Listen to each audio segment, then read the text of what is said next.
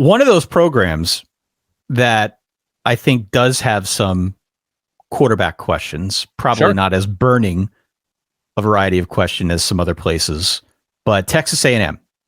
I think there's amazing questions all over for A&M. Continue. A&M is very, very interesting to me, not necessarily because of the quarterback position, right? So the quarterback situation is Haynes King was hurt. He was a redshirt freshman. He was hurt last year. That's when we saw Zach Calzada step up and, perform okay, beat Alabama, which is a pretty big deal if you're an A&M fan. Of course. But Haynes King's going to be back. They also bring in Max Johnson, who transfers over from LSU. And I think the assumption is that he will probably be the guy, but also there's Connor Wegman, who was their big-time freshman recruit.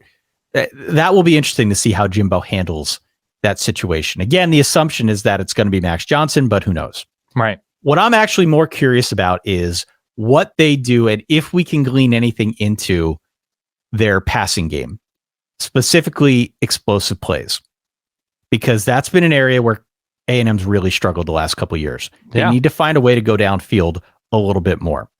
I am infinitely curious if Evan Stewart, their top prospect, can do anything. If he can help them blow the lid off the top of opposing defenses. He's a guy that when recruited, and everybody does kind of the player comps thing, he was compared to Devontae Smith. A&M with a quarterback who could throw it deep and even a 80% version of Devontae Smith. A&M becomes far more formidable as an offense. They just have not had that. And so I don't know if that's something we're going to see in the springtime. I don't know if we'll find out anything more about that when we watch a spring game. But maybe in spring reports, somebody will write about it. I don't know. But that, for me, that's the big question. It's not so much the quarterback thing. It's what will the infusion of a guy like an Evan Stewart do for that offense? Is it something that Jimbo can capitalize on?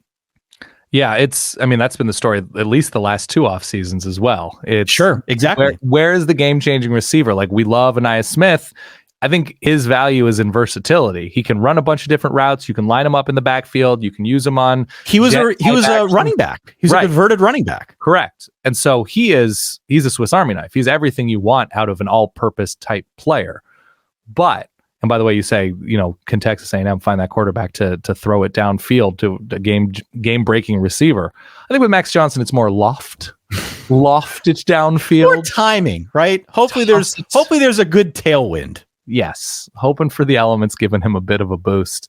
No, I don't know. It's a fair question, and the question to me is more: how much closer does Texas A&M get on defense because of what they recruited in the secondary, and they have a relatively experienced secondary. What they recruited on defense, you look at, I think it's Harold Perkins. He's probably going to be Harry Perkins. Let's be honest. That's probably, if he's a star, it's probably what we're going to roll with. You look at Walter Nolan.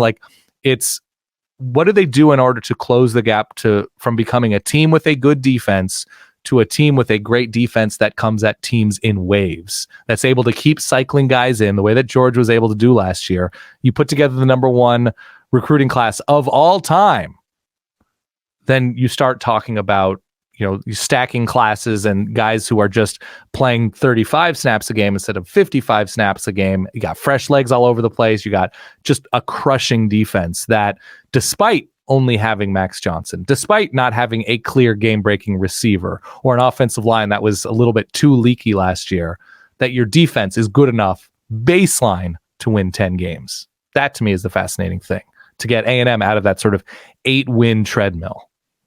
8-win treadmill. Oh, God. Yeah.